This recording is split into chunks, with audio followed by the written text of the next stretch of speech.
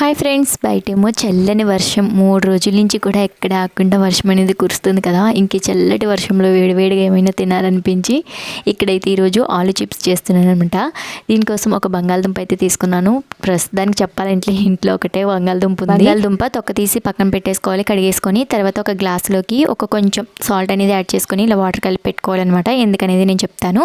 తర్వాత ఇక్కడ నేను ఆలు స్లైసర్తో ఇలా స్లైసెస్ లాగా కట్ చేసుకొని వాష్ చేసి వాటర్ లేకుండా తీసి ఇందులో అయితే వేసుకుంటున్నాను అనమాట.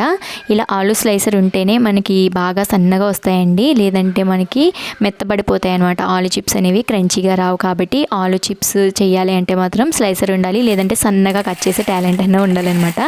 అలానే ఇందులో సాల్ట్ వాటర్ అనేది కొంచెం కొంచెం యాడ్ చేసుకుంటూ ఫ్రై చేసుకుంటే మనకి టేస్ట్ అనేది చాలా బాగుంటుంది. ఇంకా ఫైనల్గా ఇందులోకి ఉప్పు, కారం, చాట్ మసాలా యాడ్ చేసుకొని కలిపేసుకున్నామంటే మనకి చాలా టేస్టీగా ఆలు చిప్స్ అయితే రెడీ అయిపోతాయి. మీలో ఆలు చిప్స్ ఎంతమందికి ఇష్టం అనేది కామెంట్ చేసేయండి. అలానే వీడియో